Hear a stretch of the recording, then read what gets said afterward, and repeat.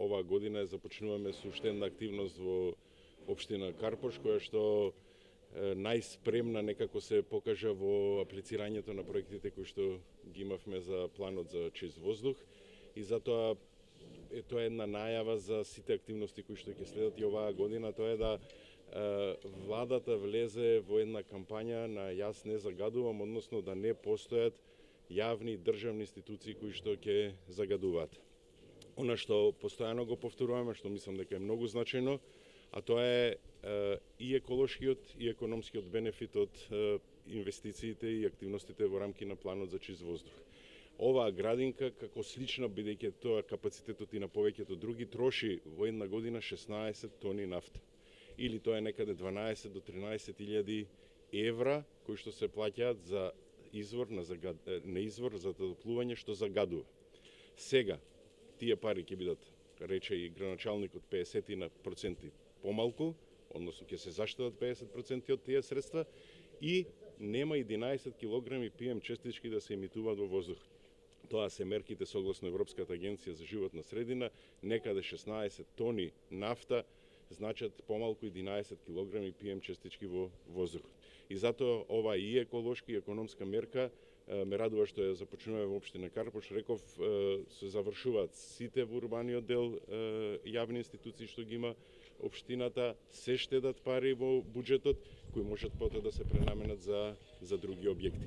Не постои друго решение со збрвување со загадувањето, освен со елиминирање на изворите на загадување. Овој објект овде, она што и може да се погледне колку е црн оджакот од каде што излегувала нафтата, е практично како 30 на индивидуални куќи да не загадуваат. И затоа ќе продолжиме понатаму и ова година со активностите. Реков, да не постои јавна и државна институција која што ќе загадува. Од друга страна, ние мораме да понудиме алтернатива и за граѓаните и затоа тоа ќе го започнеме со проектот со инверторите. Не постои, реков, друг начин, освен справување со изворите на загадување. Ова е решение, ова беа причините, не постои друг начин. Не постои друг начин, освен елиминирањето на изворите на загадување. Јас не сакам да споредувам, постојано го повторувам и тоа, во Македонија, во Република Северна Македонија е загадено, не е како другите години, бидејќи заеднички координирано и со поголемата свесност на граѓаните, која е на највисоко ниво до сега, и со активностите што ги прави централната и локалната власт, имаме помалку објекти што загадуваат. И не постои друго решение, не постои друго решение во светот кој што го решава загадувањето, освен со елиминирање на изворите на загадување. Денес е еден типичен пример. Значи, нафта, која што загадувала надвор, но пред се дечињата, која коштала годишно 14.000 евра, сега ќе кошта отприлика 3-4.000 евра годишно и нема да загадува, 11 килограми PM честички ќе има помалку во воздухот од овој објект. Во Република Северна Македонија постојат закони и Република Северна Македонија е дел од светски конвенции кои што ги има ратификувано, во кои што и тие работи се регулирани. Прво, да правиме разлика дали зборуваме за отпад или за опасен отпад или за отпад што се согорува, тоа се неколку работи. Министерството за животна средина не издава дозволи за увоз на отпад кој што би се ставал некаде. Може да се увезува отпад кој што потоа, како е суровина, може да се употребува за нешто, например железото, и потоа се користи како суровина кој што 98% потоа се извезува во странство. Затоа, сите дозволи кои што се дадени, легални и регулирани, се согласно законите кои постојат во нашата држава, согласно светските стандарди и конвенции. Јас не сакам да верувам во конспиративни теории, инспекциите се на терен, царината работи, Министерството за внатрешни работи, значи некој доколку тоа илегално го прави, си постојат органи кои што тоа го санкционираат. Европската комисија, ако ние сакаме да одиме во Европа, на 26 ноември на соседна Бугарија и додели од структурните фондови 98 милиони евра за изградба во Софија на капацитет кој што од алтернативно гориво ќе произведува електрична енергија и топлинска енергија. значи зборувам пари од структурните фондови, 98 милиона евра, одобрени од Европската комисија.